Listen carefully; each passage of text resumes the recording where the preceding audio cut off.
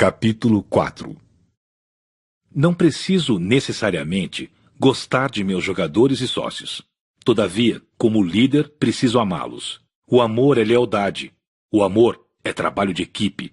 O amor respeita a dignidade e a individualidade. É o modelo de toda organização. Vince Lombardi. Eram 4 horas de uma manhã de quarta-feira, e eu estava completamente acordado na cama, olhando para o teto. Embora estivéssemos no meio da semana, parecia que o tempo não passara e que eu acabara de chegar.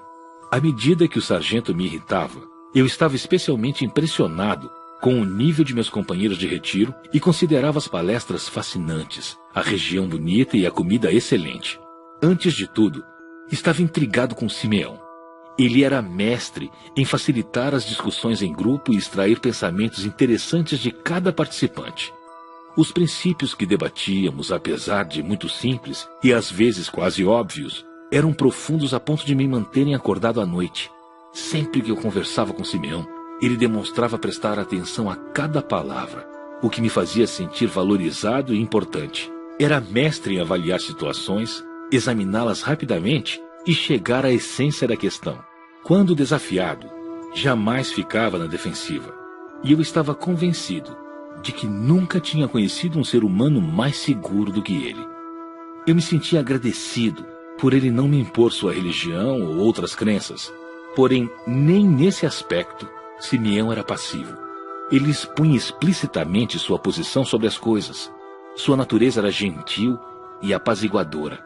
Ele tinha um sorriso permanente e um brilho nos olhos que transmitia uma verdadeira alegria de viver.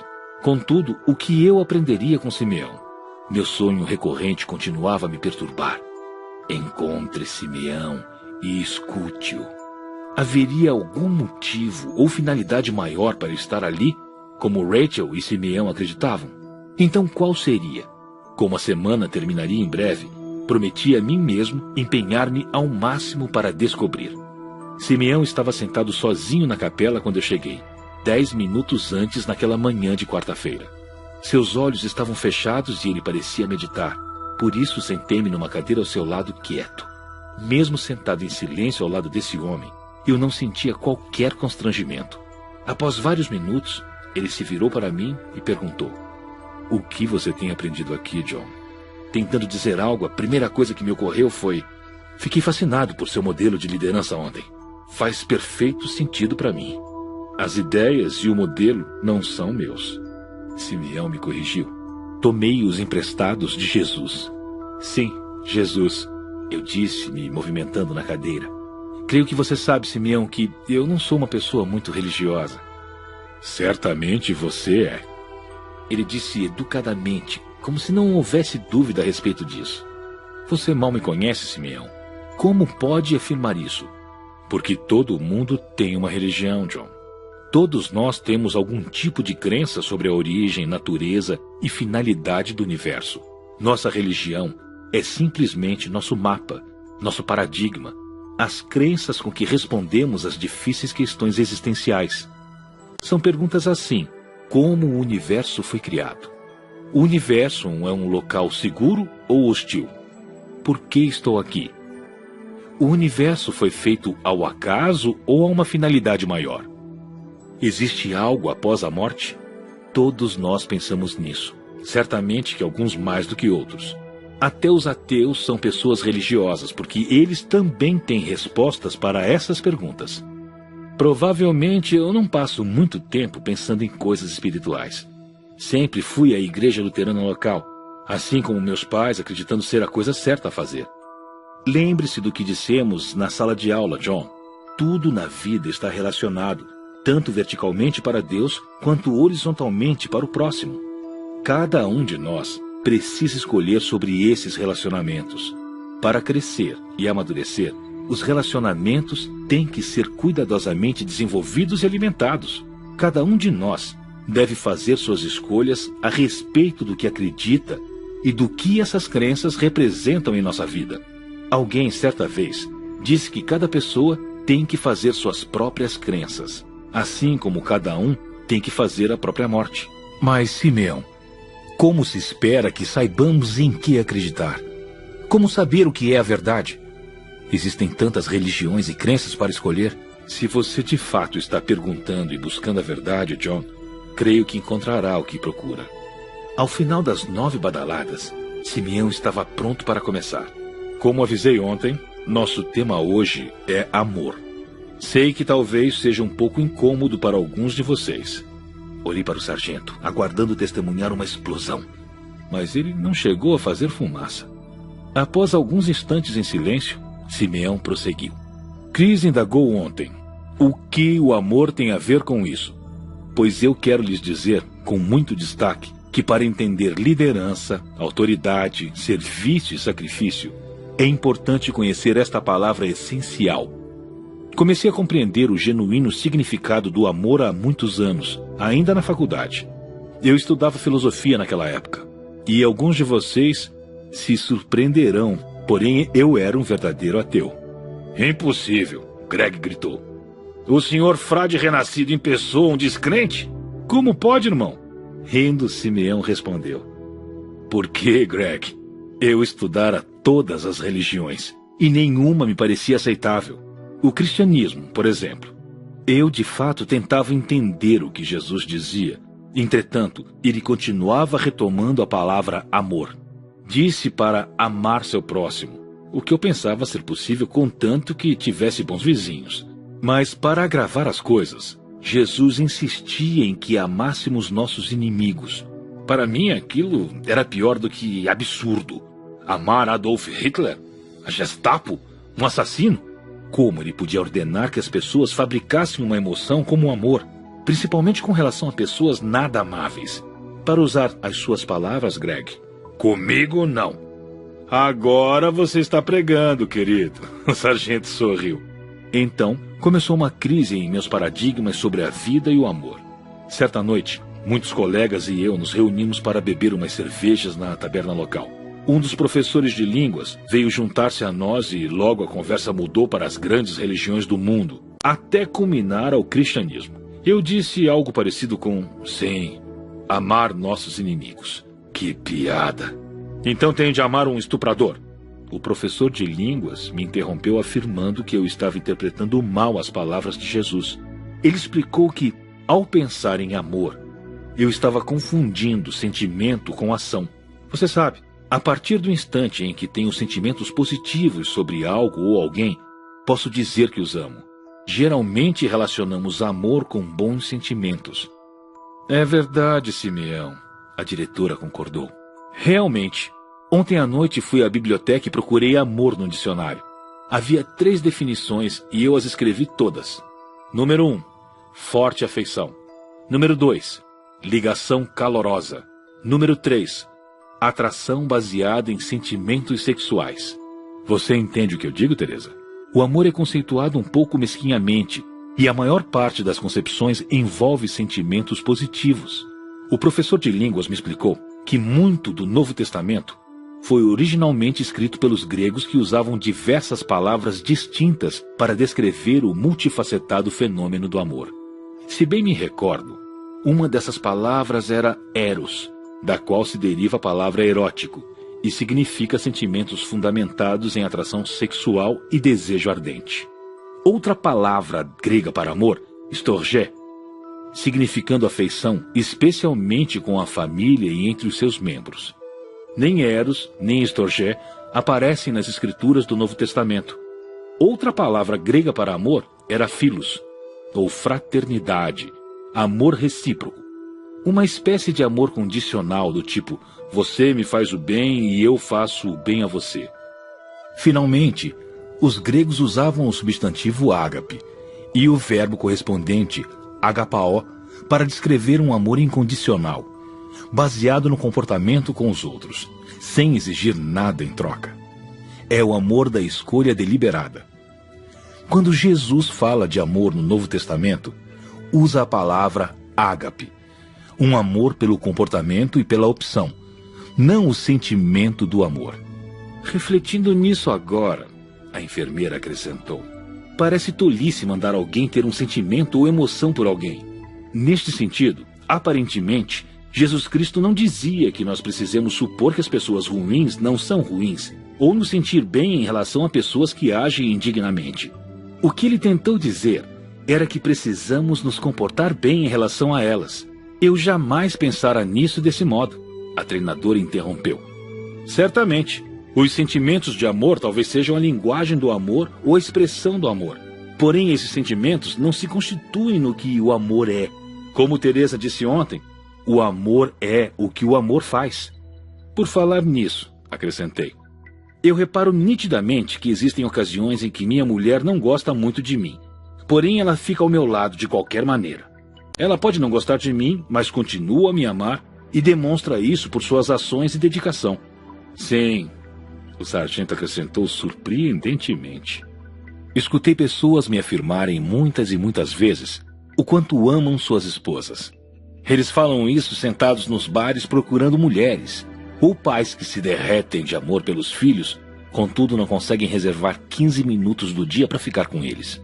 E alguns dos companheiros do exército, que fazem grandes declarações de amor às garotas, quando o que desejam é ir para a cama com elas. Portanto, dizer e fazer não são a mesma coisa, não é? Você entendeu, disse Simeão sorrindo. Nem sempre posso controlar o que sinto por outra pessoa. Entretanto, posso controlar como me comporto em relação a outras pessoas. Os sentimentos mudam, dependendo do que ocorreu na véspera. Meu vizinho talvez seja difícil e eu posso não gostar muito dele. Contudo, posso me comportar amorosamente. Posso ser paciente com ele, franco e respeitoso, embora ele escolha por comportar-se mal. Creio que estou ficando confuso, irmão Simeão. O pregador interferiu. Eu sempre acreditei, pelo menos esse tem sido o meu paradigma, que quando Jesus disse para amar seu próximo, ele estava solicitando para que tivéssemos afeto por ele. Este é o Jesus que vocês pregadores criaram para anestesiar as pessoas, zombou o sargento. Como é que você manda alguém ter sentimentos positivos por alguém? Bom comportamento, ainda assim, mas sentimentos positivos por idiotas é uma grande besteira. Por que você sempre é tão severo com as pessoas? Eu praticamente berrei. Só estou mostrando como as coisas são, grande homem.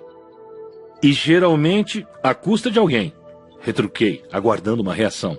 Mas Greg apenas me encarou. Simeão dirigiu-se ao quadro e escreveu: Amor e liderança. O Novo Testamento nos proporciona uma linda definição de amor ágape que ilustra o que estamos dizendo. Essa passagem era uma das prediletas de Abraham Lincoln, Thomas Jefferson e Roosevelt. É sempre lida nos casamentos cristãos. Alguém sabe a que me refiro? Ah, sim, respondeu a treinadora. É a Epístola aos Coríntios que descreve o amor, não é? Essa mesma, Cris. Simeão confirmou. É o capítulo 13. Diz, em essência, que o amor é paciente. Bom, não se gaba nem é arrogante. Não se comporta inconvenientemente. Não quer tudo só para si. Não condena devido a um erro cometido. Não se regozija com a maldade. Porém, com a verdade suporta todas as coisas. Aguenta tudo. O amor nunca falha. Esta lista de qualidades lhes parece conhecida? Eu observei. Parece muito com a lista das qualidades de liderança que apresentamos no último domingo, não é? Muito semelhante, não é, John? Simeão respondeu sorrindo. Parafraseando a passagem dos pontos-chave, o amor é paciência, bondade, humildade, respeito, generosidade, perdão, honestidade e confiança. Ele escreveu cada palavra no quadro. Em que lugar da lista vocês veem um sentimento? Todos me parecem comportamentos, respondeu a treinadora. Vocês concordam que a linda definição de amor ágape, escrita há cerca de 2000 anos, também é uma bonita definição de liderança hoje? Amor ágape e liderança são sinônimos. Interessante, muito interessante. O pregador pensou consigo mesmo em voz alta. Sabe, na velha versão do Novo Testamento, ágape foi traduzido como caridade. Caridade e serviço talvez definam melhor ágape do que a definição de amor que apresenta os dicionários. Simeão retornou ao quadro e escreveu nossa lista de qualidades de caráter do domingo anterior, junto às palavras-chave. autoridade e liderança. Honesto, confiável, bom modelo, cuidadoso, comprometido, bom ouvinte, mantém as pessoas responsáveis, trata as pessoas com respeito, incentiva as pessoas, atitude positiva, entusiástica, gosta das pessoas, amor, ágape, paciência, bondade, humildade, respeito, generosidade, perdão, honestidade, compromisso. Simeão prosseguiu. Após o intervalo, eu gostaria de pedir a Teresa que trouxesse o dicionário da biblioteca para conceituarmos melhor esses comportamentos. Creio que os resultados surpreenderão alguns de vocês. Concordam? Temos escolha? O sargento perguntou. Nós sempre temos escolha, Greg, respondeu Simeão firmemente. A diretora estava com o dicionário aberto no colo, pronta para começar.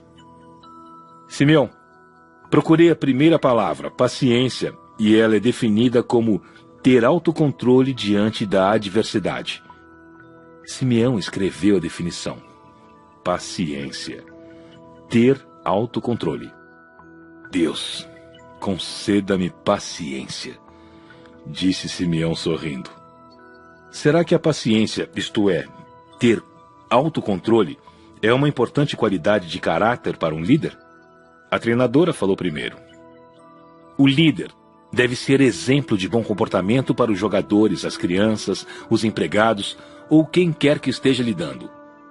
Se o líder gritar ou perder o controle, estejam certos de que o time também perderá o controle e tenderá a agir de maneira irresponsável.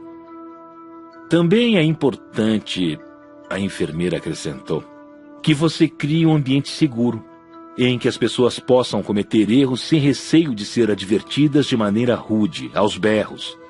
Se você bater num bebê que está aprendendo a andar cada vez que ele cair, o bebê ficará inibido e evitará caminhar para não se arriscar a levar outra surra. Não é? Provavelmente, ele sentirá que é mais seguro engatinhar, com a cabeça baixa, sem se arriscar. Exatamente como alguns empregados amedrontados que eu conheço. Ah, entendi. O sargento sorriu maliciosamente. Se minhas tropas fizerem tudo errado, eu devo falar com muito jeito, sem ficar zangado. Certamente, conseguirei muito sucesso agindo assim. Creio que não é disso que estamos falando, Greg. A diretora retrucou. O líder tem a obrigação de fazer com que as pessoas se responsabilizem por suas tarefas, indicando suas deficiências. No entanto, há vários modos de fazer isso, sem machucar a dignidade dos outros. Eu me surpreendi opinando. Em nossa organização, lidamos com voluntários que são pessoas adultas. Não são escravos nem animais que devemos açoitar. Nosso trabalho como líderes é indicar-lhes a distância entre seu desempenho e o esperado pela empresa. Isso pode e deve ser feito de forma serena, respeitosa e firme. Não precisa ser uma bronca. O pregador apropriou-se de meus comentários dizendo: disciplina vem da mesma raiz de discípulo, que significa ensinar ou treinar. O objetivo de qualquer ação disciplinar precisa ser corrigir ou mudar o comportamento, treinar a pessoa e não puni-la. E a disciplina pode ser progressiva. Primeiro advertência, segunda advertência, aviso final e, por fim, você não faz mais parte deste time. Vamos prosseguir, sugeriu a treinadora. Como o dicionário define a palavra bondade, Teresa? Bondade. Dar atenção, apreciação, incentivo. Simeão explicou. Como a paciência e todos os traços de caráter que debatemos, a bondade diz respeito à maneira como agimos, e não como nos sentimos. Consideremos a palavra atenção para começar. Por que a capacidade de dar atenção aos outros seria uma importante qualidade de caráter para um líder? Devido ao que aprendemos com o efeito Hawthorne. Eu me surpreendi respondendo. E o que é o efeito Hawthorne, Johnny, velho companheiro? O sargento me provocou. Se eu me recordo bem, Greg, há muitos anos um pesquisador de Harvard chamado Mayo queria demonstrar numa fábrica da Western Electric, em Hawthorne, New Jersey, que existia um vínculo direto e positivo entre a melhoria das condições de trabalho e sua produtividade. Uma das experiências foi simplesmente em aumentar as luzes da fábrica. Constataram que a produtividade dos trabalhadores aumentou. Quando estavam se preparando para continuar a estudar outra faceta do ambiente de trabalho, inadvertidamente os pesquisadores diminuíram as luzes para não misturar as variáveis. Adivinhe o que aconteceu com a produtividade do trabalhador? Diminuiu, é óbvio, respondeu o sargento parecendo chateado. Não, Greg, a produtividade dos trabalhadores aumentou. Portanto, o aumento da produtividade não foi provocado pelas lâmpadas mais intensas ou não. Entretanto, por alguém estar prestando atenção às pessoas. Isso é o efeito Hawthorne. Obrigado por dividir isso comigo, John. Simeão agradeceu. Eu tinha esquecido essa história. Prestar atenção às pessoas foi o que importou. E eu acredito que, de longe, a melhor maneira que temos de fazer isso é escutando-as ativamente. O que precisamente quer dizer escutar ativamente, Simeão? A enfermeira perguntou. Muitas pessoas consideram equivocadamente que escutar é um processo passivo, que é ficar em silêncio enquanto outra pessoa fala. Podemos até ser bons ouvintes. Entretanto, o que fazemos na maior parte das vezes é ouvir seletivamente, julgando sobre o que está sendo dito e pensando em maneiras de concluir a conversa ou direcioná-la para se tornar mais prazerosa para nós. A diretora acrescentou. Alguém disse certa vez que se não soubéssemos que a seguir seria nossa vez de falar, ninguém ouviria. Simeão balançou a cabeça sorrindo. Podemos pensar 4 vezes mais rápido do que falamos. Por isso há muito ruído interno, conversação interna, ocorrendo em nossa cabeça enquanto ouvimos. Tenho que admitir que enquanto Simeão dizia essas palavras, meu pensamento estava lá em casa, pensando no que Rachel estaria fazendo naquele instante. A tarefa de ouvir ativamente ocorre em sua mente. Ele prosseguiu. O ouvir ativo necessita de esforço consciente e disciplinado para silenciar toda a conversação interna enquanto ouvimos outro ser humano. Isso precisa de sacrifício, uma doação de nós mesmos para impedir o mais possível o ruído interno e de fato entrar no mundo da outra pessoa, mesmo que por poucos minutos. O ouvinte ativo tenta enxergar as coisas como quem fala as vê e sentir as coisas como quem fala as sente. Essa identificação com quem fala se chama empatia e necessita muito esforço. A enfermeira acrescentou. No centro neonatal, definimos empatia como total presença junto ao paciente. Total presença não apenas física, mas mental e emocional também. Não é fácil, principalmente quando há tantas solicitações externas esperando por você. É questão de respeito estar completamente presente com alguém que está dando à luz, escutando e adivinhando suas necessidades. Nos primeiros tempos como enfermeira de maternidade, muitas vezes eu estava lá fisicamente, mas psicologicamente a quilômetros de distância. Quando estamos totalmente presentes, creio que os pacientes dos mais variados níveis sentem a diferença e agradecem pelo esforço. A diretora balançou a cabeça concordando. Há 4 maneiras essenciais de nos comunicarmos com os outros: ler, escrever, falar e ouvir. As estatísticas mostram que na comunicação, uma pessoa gasta em média 65% do tempo ouvindo, 20% falando, 9% lendo e 6% escrevendo. Entretanto, nossas escolas ensinam muito bem a ler e escrever, e talvez até ofereçam 1 ou 2 línguas escolhidas, mas não fazem nenhum esforço para ensinar a prática de ouvir. E esta é a habilidade que as crianças precisarão mais usar.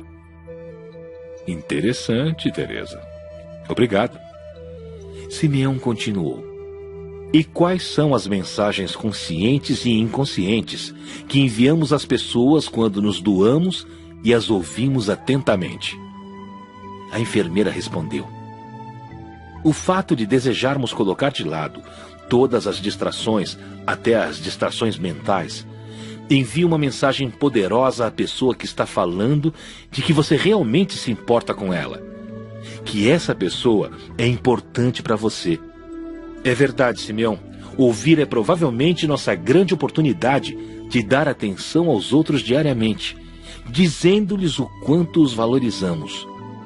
A diretora acrescentou: no começo de minha carreira, eu acreditava que meu trabalho era resolver todos os problemas de professores e alunos sempre. Ao longo dos anos, aprendi que ouvir e compartilhar o problema da outra pessoa alivia sua carga. Há um efeito de purificação em fazer-se ouvir atentamente por outra pessoa e poder expressar-lhe nossos sentimentos. Na parede da minha sala, na escola, tem uma citação de um velho faraó egípcio chamado Ptahhotep, que afirma: aqueles que precisam ouvir os apelos e gritos de seu povo devem fazê-lo com paciência. Porque as pessoas desejam muito mais atenção para o que dizem do que para o atendimento de suas reivindicações. Simeão sorriu, aprovando. Prestar atenção às pessoas é uma genuína necessidade humana que não devemos negligenciar como líderes. Lembrem-se, o papel do líder é identificar e satisfazer genuínas necessidades. Ainda me recordo do que a minha mãe me disse há 50 anos, no dia em que me casei com minha linda mulher, Rita, que Deus tenha sua alma. Ela me disse que nunca ignorasse uma mulher. Desconhecer este conselho na minha relação com Rita me colocou em maus lençóis mais de uma vez. Uma das principais tarefas do amor é prestar atenção às pessoas. Pensando nisso, eu disse: quando aconteceu o movimento sindical na fábrica, me falaram muitas vezes que os empregados se sentiam como se os tivéssemos esquecido, que já não prestávamos atenção neles como fazíamos antes. Agradeço a todos pelos comentários, respondeu Simeão. Voltando à nossa definição de bondade, Teresa leu para nós que bondade era dar atenção, apreciação e incentivo aos outros. Você acredita que as pessoas necessitam de apreciação e incentivo, ou isso é apenas uma vontade? O sargento rebateu: eu não preciso dessa apreciação. Diga-me qual é o trabalho a ser feito que eu cumpro. É assim que eu lidero minha tropa, porque foi para isso que os homens se alistaram, e é para isso que estão sendo pagos. Por que cargas d'água devo fazer todas essas coisas mornas e macias? Inicialmente, o pregador respondeu: William James, provavelmente um dos grandes filósofos que este país já teve, certa vez falou que no centro da personalidade humana está a necessidade de ser apreciado. Creio que todos os que disserem que não têm necessidade de serem apreciados estarão mentindo a respeito de outras coisas também. Calma aí, pregador, o sargento avisou. A enfermeira o interrompeu. Greg, eu sempre admirei os militares, devido às medalhas e comendas que davam como demonstração pública de sua apreciação pelo serviço e realizações. Um general sábio uma vez disse, a diretora acrescentou, que o homem jamais venderá sua vida a você, mas a dará de graça por um pedaço de fita colorida. Eu também falei. Imaginem se eu dissesse à minha mulher, querida, eu disse que amava você quando nos casamos. Se deixar de amá-la, não se preocupe. Retornarei para casa uma vez por semana trazendo um cheque. Que espécie de relacionamento seria esse? Para minha surpresa, o sargento balançou a cabeça a cada um dos comentários sem replicar. A enfermeira disse novamente, uma das mentoras da minha vida foi minha primeira enfermeira instrutora em trabalho de parto, há quase 20 anos. Certa vez ela me contou que gostava de imaginar cada funcionária usando aquele tipo de anúncio sanduíche. Na parte da frente, o anúncio diria, aprecie-me, e na de trás, faça-me sentir importante. Aquela mulher tinha grande autoridade com as pessoas. Eu só não sabia, naquele tempo, que o nome era autoridade. A diretora disse: podemos manifestar bondade, uma das qualidades do amor, independentemente de nossos sentimentos por alguém. Como já dissemos, amor não é como nos sentimos a respeito dos outros, porém, como nos comportamos com os outros. Deixe-me ler o que o George Washington Carver disse sobre a bondade. Seja bom com os outros. A distância que você caminha na vida dependerá da sua ternura com os jovens, da sua compaixão com os idosos, sua compreensão com aqueles que lutam, da sua tolerância com os fracos e os fortes, porque algum dia na vida você poderá ser um deles. A treinadora disse: também considere importante elogiar as pessoas. Valorize as coisas boas que elas fazem, em vez de ser como o gerente gaivota, que vive procurando pegar os erros das pessoas. Sabe o velho ditado: quem procura, acha. Foi a vez do pregador. É verdade. Os psicólogos chamam isso de percepção seletiva. Por exemplo, minha mulher e eu começamos a procurar uma minivan e nos interessamos por uma determinada marca. Antes de procurar uma van desta marca para comprar, eu nunca prestara atenção nelas nas estradas. Mas a partir do momento em que me interessei, comecei a vê-las por todo lado. Creio que o mesmo acontece com o líder. Quando começa a procurar o bem nos outros, fica atento para o que as pessoas fazem bem. Repentinamente você começa a enxergar coisas que nunca tinha visto antes. A diretora acrescentou: receber elogio é uma genuína necessidade humana, essencial nos relacionamentos saudáveis. Todavia, existem duas coisas importantes a considerar. Uma, que o elogio deve ser sincero. 2, deve ser específico. Entrar num departamento da empresa dizendo todo mundo fez um grande trabalho será insuficiente e pode até provocar ressentimento, porque talvez nem todos tenham feito um grande trabalho. É importante ser sincero, específico e dizer: Joe, parabéns por ter produzido 250 peças ontem à noite. Grande realização. E nós sabemos como é importante reforçar um comportamento determinado, porque o que é reforçado é repetido. Vejamos a terceira palavra em nossa definição de amor: humildade. A diretora falou, folheando o dicionário.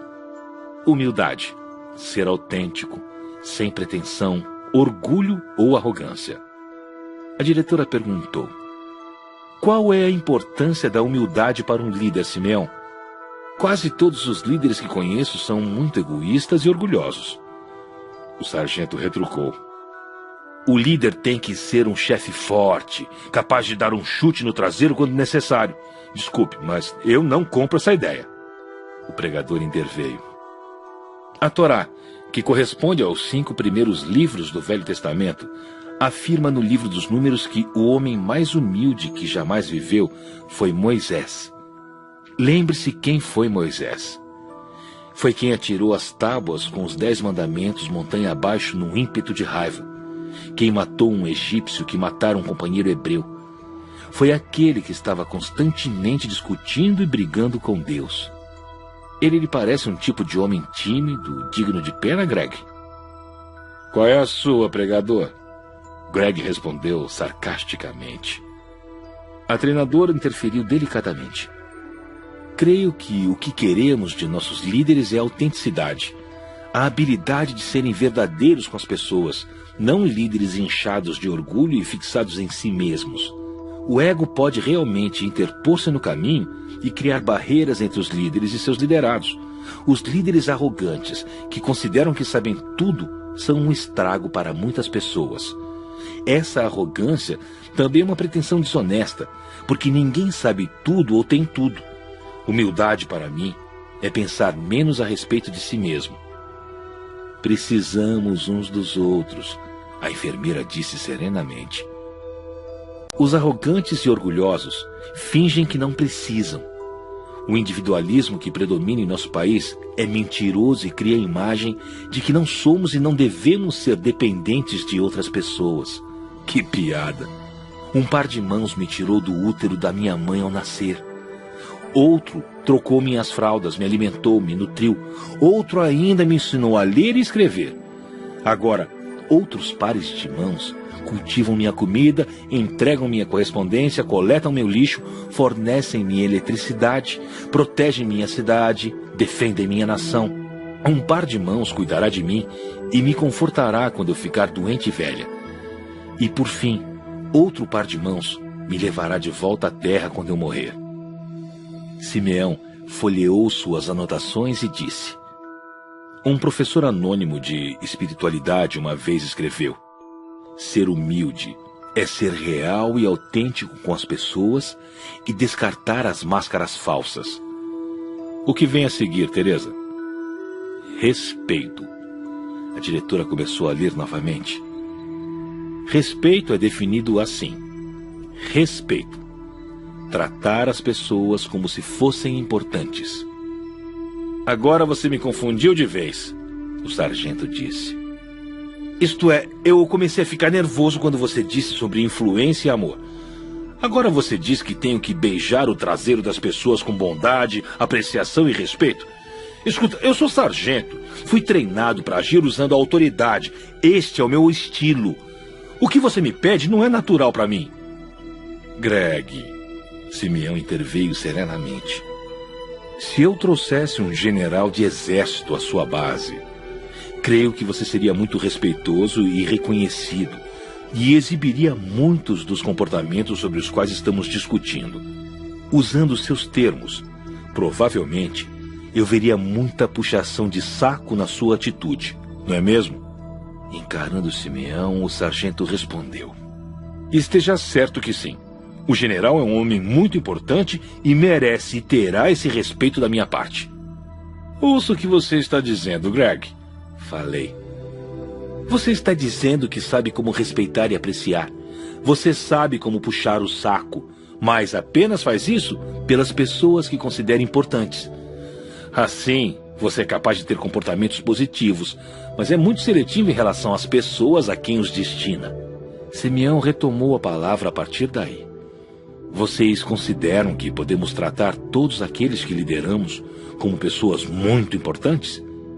Imagine tratar Chuck da retroescavadeira como se fosse o presidente da companhia, ou nossos alunos como se fossem membros da diretoria, ou enfermeiras como se fossem médicos, e soldados rasos como se fossem generais. Greg, você poderia tratar cada membro de seu pelotão como se fosse um general importante? Sim, é possível, eu acho, mas seria muito difícil. O sargento concordou inseguro. Isso mesmo, Greg. Simeão prosseguiu. Como sempre digo, a liderança necessita de muito amor. Os líderes devem escolher se desejam ou não dedicar-se àqueles que lideram. Mas eu só respeito as pessoas quando elas merecem. O sargento continuou a opor-se. Afinal, é preciso merecer respeito, não é? A enfermeira, com seu jeito suave e amigável de falar, respondeu. Acredito que Deus não criou lixo humano, somente pessoas com problemas de comportamento. E todos nós temos problemas de comportamento. Porém, acredito que todos nós deveríamos ser dignos de manifestações de respeito, porque simplesmente somos seres humanos. A definição que Teresa leu foi tratar as pessoas como se fossem importantes. Creio que deveríamos acrescentar no final da definição porque elas são importantes. E se você não aceitar essa concepção, tente outra. A de que as pessoas deveriam merecer manifestações de respeito, justamente por serem do seu time, do seu pelotão, do seu departamento, da sua família, do seu o que quer que seja. O líder deve ter um interesse especial no sucesso daqueles que lidera. Realmente, um dos nossos papéis como líder é apoiá-los e incentivá-los para que se tornem bem-sucedidos. Aquela mulher continuava a me comover. Vamos andando. Com certeza não queremos perder a cerimônia religiosa do meio-dia, não é mesmo? Simeão reassumiu logo após a segunda badalada. Qual é a próxima palavra de nossa definição, Teresa? Primeiro, quero perguntar algo, irmão Simeão. Por que os frades são tão neuróticos a respeito do tempo? Isto é, por que as coisas têm de ser feitas nas horas exatas, nem um segundo depois? Estou feliz por você ter perguntado, Teresa. Para dizer a verdade, eu era um pouco fanático a respeito do tempo muito antes de vir para este lugar. Lembre-se, tudo o que o líder faz envia uma mensagem. Se nos atrasamos para uma entrevista, reunião ou outros compromissos, qual é a mensagem que estamos enviando aos outros? Pessoas atrasadas me deixam louca, a treinadora exclamou. Estou adorando o fato de o tempo ser respeitado aqui, porque gosto de saber o que esperar. Respondendo à sua pergunta, Simeão, eu capto várias mensagens quando uma pessoa se atrasa. Uma é que o tempo dela é mais importante do que o meu. Mensagem que considero bastante arrogante. Atrasar-se também transmite a mensagem de que eu não devo ser muito importante para a pessoa, porque ela certamente seria pontual com alguém que ela considerasse importante. Também me passa que a pessoa não é muito honesta, porque pessoas honestas cumprem a palavra e seguem os compromissos, inclusive os de tempo. Atrasar-se é um comportamento extremamente desrespeitoso e, pior, torna-se um hábito. A treinadora tomou fôlego depois do discurso. Obrigada por permitir-me pregar. Simeão sorriu dizendo: creio que não há nada mais a ser dito sobre isso. Espero ter respondido às suas perguntas, Teresa. Qual a próxima definição? Abnegação. Satisfazer as necessidades dos outros. Obrigado, Teresa. O contrário de abnegação é egoísmo, que significa minhas necessidades primeiro, ao diabo com as suas necessidades, certo? Abnegação significa satisfazer as necessidades dos outros, mesmo que isso implique sacrificar suas próprias necessidades e vontades. Esta também seria uma linda definição de liderança. Satisfazer as necessidades dos outros, mesmo antes das suas. Surpreendentemente, o sargento disse: no campo de batalha, as tropas sempre fazem suas refeições antes dos oficiais. Eu me surpreendi protestando dessa vez. Mas se estamos sempre satisfazendo as necessidades das outras pessoas, elas não ficarão mimadas e começarão a tirar vantagem de nós. Você não ouviu bem, John, velho companheiro. O sargento riu silenciosamente. Devemos satisfazer necessidades, não vontades. Se dermos às pessoas o que elas legitimamente exigem para seu bem-estar mental ou físico, creio que não devemos nos preocupar pensando que as estamos mimando. Lembre-se, John, satisfazer necessidades e não vontades. Ser um servidor, não um escravo. Como estou indo, Simeão? A sala gargalhou enquanto Simeão olhava para a diretora em busca da próxima definição. Perdão é nossa próxima palavra e está definida como desistir de ressentimento quando enganado. Perdão. Não se ressentir quando enganado. Não é uma definição interessante? Simeão iniciou. Desistir de ressentimento quando alguém enganou você. Por que esta seria uma importante característica para um líder se desenvolver?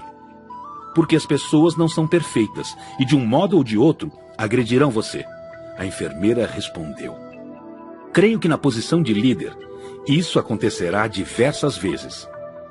O sargento também não gostou desta. Então, se alguém me engana, eu apenas finjo que não me prejudicou.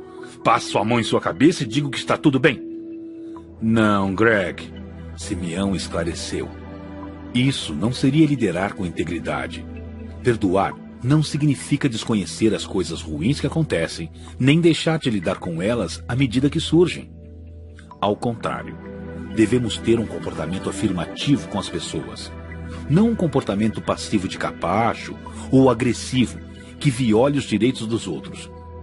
Comportamento afirmativo consiste em ser aberto, honesto e objetivo com as pessoas, mas sempre de modo respeitoso. Perdoar é lidar de uma maneira afirmativa com as situações que surgem e depois desprender-se de qualquer resquício de ressentimento. Como líder, se não for capaz disso, você consumirá sua energia e se tornará ineficiente. Senti vontade de falar. Minha mulher é terapeuta e várias vezes lembra a seus pacientes que o ressentimento destrói a personalidade humana. Creio que a maioria de nós conheceu pessoas que guardam ressentimentos durante muitos anos e se tornam amargas e muito infelizes.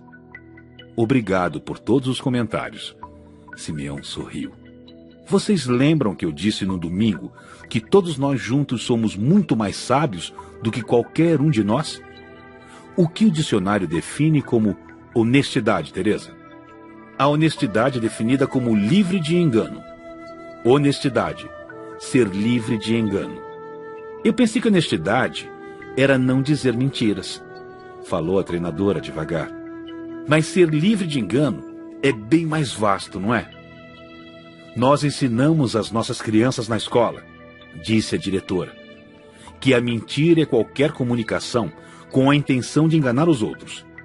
Omitir informação ou esconder pedaços da verdade podem ser consideradas pequenas mentiras, socialmente aceitáveis. Porém, mesmo assim, são mentiras.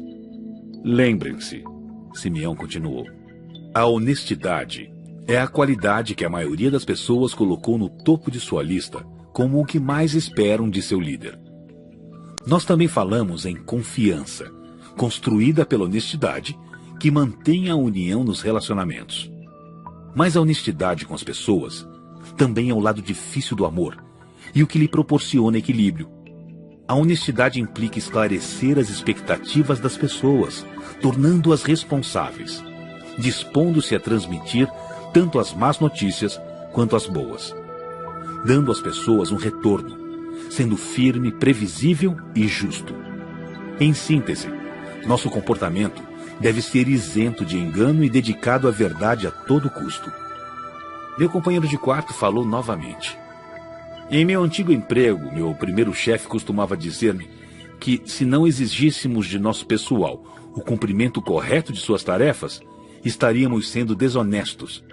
Ele ia até mais longe ao falar que os líderes que não determinam e exigem de seu pessoal um alto padrão de responsabilidade são ladrões e mentirosos.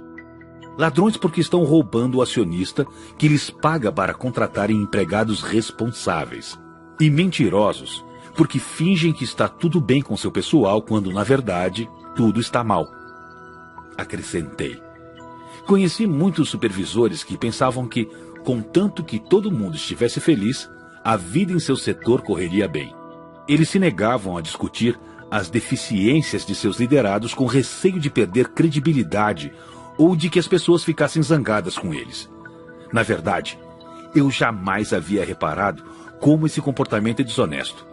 Creio que a maioria das pessoas quer, e elas certamente querem, saber como são avaliadas pelo líder. Muito bem. Vejamos compromisso, Teresa. Simeão pediu. Um segundo. Tudo bem, aqui está. Compromisso é definido como cumprir as suas escolhas. Compromisso, cumprir as suas escolhas. Simeão ficou calado por um instante antes de dizer. Compromisso é provavelmente o comportamento mais importante de todos. E por compromisso, quero dizer comprometer-se com os compromissos feitos na vida. Isto é importante porque os princípios que estamos debatendo necessitam de um esforço imenso. E se você não estiver comprometido como líder, provavelmente desistirá de desempenhar autoridade e retornará a uma posição de poder. Compromisso, infelizmente, não é uma palavra popular atualmente. É isso mesmo, disse a enfermeira. Se não queremos o bebê, abortamos. Se não queremos o cônjuge, nos divorciamos. E se não queremos o vovô, praticamos a eutanásia. Uma linda sociedade descartável. O sargento sorriu e disse: sim, todos querem estar envolvidos. Porém, ninguém quer estar comprometido. Há uma grande diferença entre os dois. A próxima vez que vocês forem comer ovos com bacon, lembrem-se disso. A galinha estava envolvida, mas o porco estava comprometido. Ótimo, Greg. Eu tinha esquecido essa. Eu disse, sentindo-me melhor a respeito do sargento à medida que o conhecia. Ficamos em silêncio por algum tempo, refletindo sobre esses pensamentos. Finalmente, Simeão disse, o verdadeiro compromisso envolve o crescimento do indivíduo e do grupo, juntamente com um aperfeiçoamento contínuo. O líder comprometido dedica-se ao crescimento e aperfeiçoamento de seus liderados. Ao pedirmos às pessoas que lideramos que se tornem o melhor que puderem, que se esforcem no sentido de se aperfeiçoarem sempre, devemos também demonstrar que nós, como líderes, estaremos também empenhados em crescer e nos tornarmos o melhor que pudermos. Isso necessita de compromisso, paixão, investimento nos liderados e clareza por parte do líder sobre o que ele pretende conseguir do grupo. Esse amor, compromisso, liderança, essa doação aos outros, tudo isso me parece uma boa parte de esforço e trabalho. Eu disse, suspirando. Aposto que sim, John, prosseguiu Simeão. Mas foi com isso que nos comprometemos quando nos candidatamos a líderes. Ninguém nunca disse que seria fácil. Quando escolhemos por amar e doar-nos aos outros, estamos aceitando ser pacientes, bons, humildes, respeitosos, abnegados, generosos, honestos e comprometidos. Esses comportamentos exigirão que nos coloquemos a serviço dos outros e nos sacrifiquemos por eles. Talvez tenhamos que sacrificar nosso ego ou até nosso mau humor em certos momentos. Talvez tenhamos que sacrificar nossa vontade de explodir com alguém em vez de ser apenas firmes. Talvez tenhamos que nos sacrificar para amar e nos doar a pessoas que sequer nos simpatizamos. Porém, como você disse anteriormente, Teresa comentou, temos que optar se queremos ou não agir de maneira amorosa. Quando amamos os outros e nos doamos a eles, precisamos servir e nos sacrificar. Quando servimos e nos sacrificamos, construímos autoridade. E quando tivermos construído autoridade com as pessoas, então ganharemos o direito de sermos chamados de líderes. Entendo o que você diz, interrompeu a treinadora. E talvez concorde com isso. Mas fico com a impressão de que, ao agirmos assim, estamos manipulando as pessoas. A diretora respondeu, manipulação, por definição, é influenciar pessoas em prol de si. Creio que o modelo de liderança que Simeão defende é influenciar as pessoas em busca de um benefício mútuo. Se realmente estou identificando e satisfazendo as genuínas necessidades das pessoas que lidero e a quem sirvo, elas também devem estar beneficiadas por minha influência. Concorda, Simeão? Como sempre, o grupo conseguiu articular esses princípios melhor do que eu faria. Obrigado. O pregador narrou. Uma vez houve uma fita gravada por Tony Campolo, um pastor muito famoso, conferencista e educador, em que ele fala de suas sessões de terapia para noivos. Ele diz que, sempre que um casal jovem o procura, ele geralmente pergunta, por que vocês vão se casar? A resposta costumeira, obviamente, é, porque nos amamos de verdade. A segunda pergunta de Tony é, vocês têm um motivo melhor do que esse, não é? O casal se olha espantado, sem entender a pergunta. Qual poderia ser um motivo melhor do que esse? Nós realmente nos amamos. E ele responde dizendo, sei que neste momento vocês trocam palavras apaixonadas e que os hormônios estão a todo vapor. Ótimo, aproveitem. Porém, o que será do relacionamento de vocês quando esses sentimentos e sensações acabarem? Como é de esperar, o casal se olha antes de responder num tom desafiador. Isso jamais acontecerá conosco.